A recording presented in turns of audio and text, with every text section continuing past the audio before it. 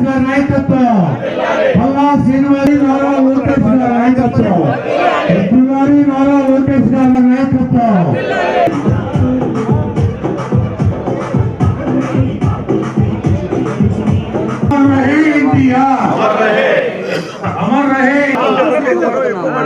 Hello, మీరు వెనక్కి వెళ్తే ఎవరైనా కానీ కనపడతారు. నారా చంద్రబాబు నాయుడు గారి నాయకత్వం, అమర్ రహే అన్న ఎన్టీఆర్, జోహార్ అన్న ఎన్టీఆర్,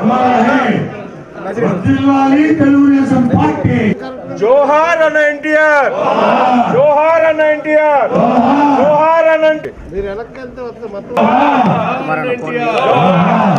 అమర్ రహే ఎన్టీఆర్, ఎన్టీఆర్ వర్ధిల్లాలి తెలుగుదేశం పార్టీ, చంద్రబాబు నాయుడు గారి నాయకత్వం,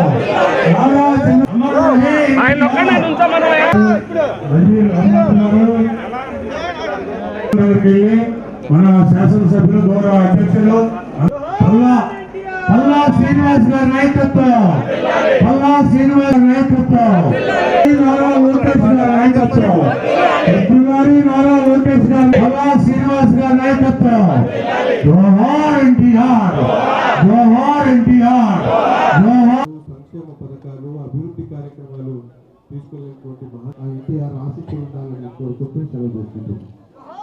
వసతులు కల్పించి యువతకు ఉద్యోగ అవకాశాలు కల్పించడం ద్వారా ప్రతి ఇంటిలో ఒక దేవుడిగా ఎదిగినటువంటి అన్నగారి వర్ధంతిని జరుపుకోవడం మనందరికీ. పార్టీ తెలుగుదేశం పార్టీ ఈ దేశంలో వాటిలో ప్రతి ఒక్కరు కూడా ప్రజల దగ్గరికి క్షేత్రస్థాయిలో వాళ్లతో కలిసిమెలిసి తెలుగుదేశం పార్టీ తరుణంలో తెలుగుదేశం పార్టీ కుటుంబ సభ్యులుగా అన్న నందమూరి తారక తెలియజేసినటువంటి విధంగా తప్పకుండా ప్రభుత్వానికి కూడా ఈ సందర్భంగా డిమాండ్ చేస్తా ఉన్నాం, కోరుతా ఉన్నాం. సార్వభౌమ పద్మశ్రీ డాక్టర్ ఎన్టీ రామారావు గారి 29వ వర్ధంతి. ఆయన సినిమా నటుడే కాదు, ఆంధ్ర రాష్ట్ర ప్రజలందరికీ కూడా అన్నగా పిలుచుకోబడ్డ నాయకుడు. అంతేకాదు తెలుగుదేశం వ్యవస్థాపక అధ్యక్షులు.